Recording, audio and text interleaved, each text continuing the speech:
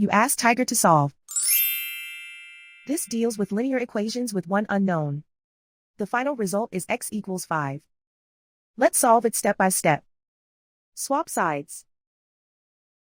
Group all constants on the right side of the equation. Add 5 to both sides.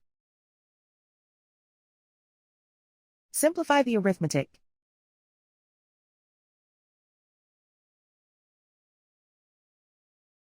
Isolate the x. Divide both sides by 5. Simplify the fraction.